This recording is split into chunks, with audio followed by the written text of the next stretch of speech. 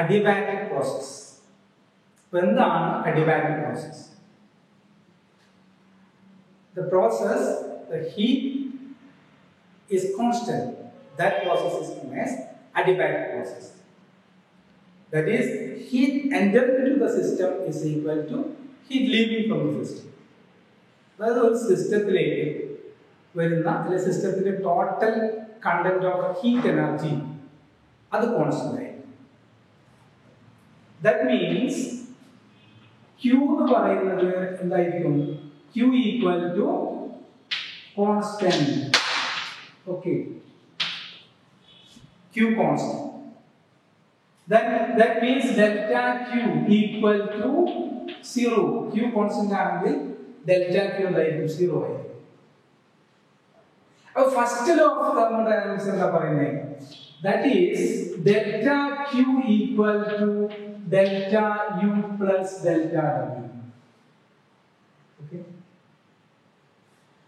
അപ്പോൾ ഈ കണ്ടീഷനിൽ ഇത് ഞാൻ സബ്സ്റ്റിറ്റ്യൂട്ട് ചെയ്യാം. അന്നേരം എന്താ സംഭവിക്കുക? 0 equal to delta U plus delta W.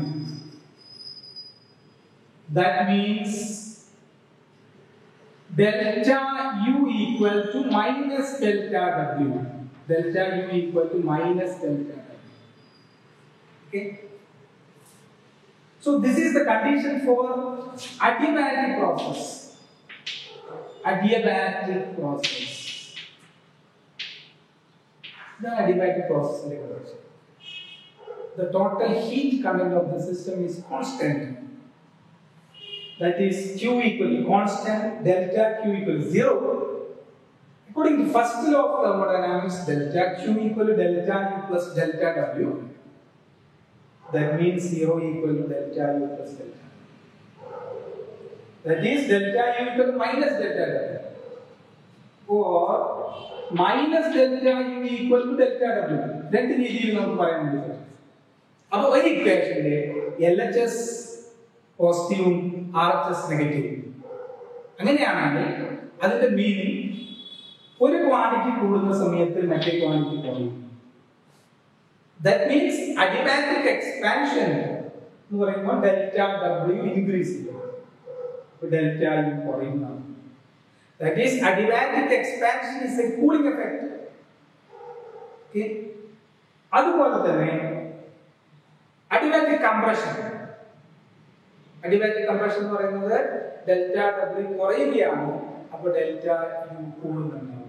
That is heating effect. Adiabatic expansion is cooling effect and adiabatic compression is heating effect. Next one, equation for adiabatic process. Isothermal process in equation എന്ന് പറയുന്നത് എന്താണ്? PV is a constant. ഇതാണ് isothermal process equation. അവിടെ നമ്മളൊരു gamma ചേർക്കുന്നു power ആയിട്ട്, അതായത് PV raised to gamma is a constant. ഇതാണ് adiabatic processന്റെ equation. അത് equation number 1.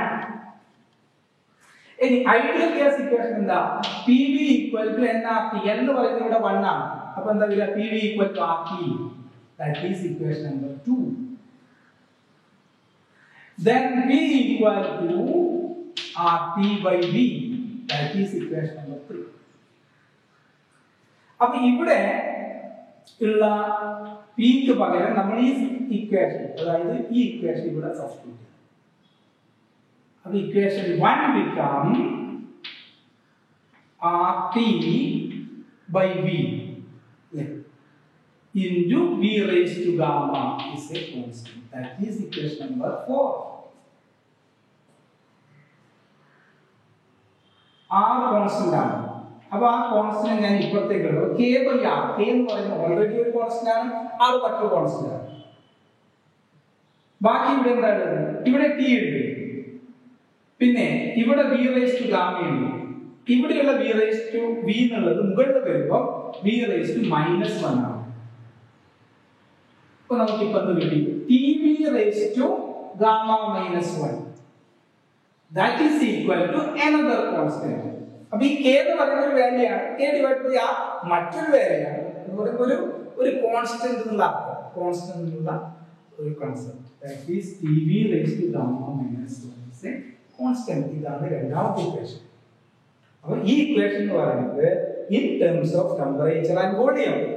ഈ equation in terms of pressure and volume. Next, third equation. Ideal gas equation നമുക്ക് PV equal to RT. That is equation number 3. ഇവിടെ ഞാൻ V equal to എന്താ വരിക RT by P. That is equation number 4. എന്നിട്ട് ഈ V യുടെ ഈ value ഞാൻ ഇവിടെ സബ്സ്റ്റിറ്റ്യൂട്ട് ചെയ്യും. Then equation become P RT by P all raised to gamma is a constant. That is equation number 5. Okay, that means P R raised to gamma T raised to gamma by P raised to gamma is a constant. That is equation number 6. R is a constant, gamma is another constant. Gamma means specific heat ratio. That is gamma equal to Cp by Cv. This is a constant. R raised to gamma എന്ന് പറയുന്ന മറ്റൊരു constant ആണ്. അപ്പോൾ എന്ത് ചെയ്യും? ഈ ഇക്വേഷനിലെ P okay ഇവിടെ P ഉണ്ട്, ഇവിടെ divided by P raised to gamma. അത് മുകളിൽ വരുമ്പോൾ എന്താ വരിക? P raised to minus gamma. പിന്നെ T raised to gamma ഉണ്ട്. പിന്നെ ഇവിടെയുള്ള R raised to gamma പുറത്തേക്ക് പോകും. That means K divided by R raised to gamma. P R raised to gamma T raised to gamma by P raised to gamma is a constant. Then ഇവിടെ നോക്കാം P divided by P raised to gamma മുകളിൽ വരുമ്പോൾ എന്താ P raised to minus gamma. പിന്നെ T raised to gamma. പിന്നെ ഇവിടെ R raised to gamma ഉണ്ട്. അത് ഞാൻ അപ്പുറത്തേക്ക് കൊണ്ടുവരുന്നു. That is K divided by R raised to gamma. K is a constant, R is a constant, gamma is another constant. അപ്പോൾ ഈ ഭാഗത്തിലെ ഒരു കോൺസ്റ്റന്റ് വരും. That is അത് ഞാൻ മറ്റൊരു K കൊടുക്കും. ഓക്കേ, അപ്പോൾ ഇവിടെ നോക്കുക, ഇതെന്താ P raised to 1 ആണ്. അപ്പോൾ ഇത് P raised to 1 minus gamma T raised to gamma is a constant. This is third equation. അപ്പോൾ അഡിബാറ്റിക് പ്രോസസ്സിന് മൂന്ന് ഇക്വേഷൻ ഉണ്ട്. ഒന്ന് PV raised to gamma is a constant, രണ്ടാമത്തെ PV raised to gamma minus 1 is a constant, മൂന്നാമത്തേത് P raised to 1 minus gamma T raised to gamma is a constant. അപ്പോൾ ഈ മൂന്ന് equation വെച്ചിട്ടും പല വിധത്തിലുള്ള പല ടൈപ്പിലുള്ള പ്രോബ്ലംസ് ചോദിക്കാറുണ്ട്. Okay, this is the equation for adiabatic process.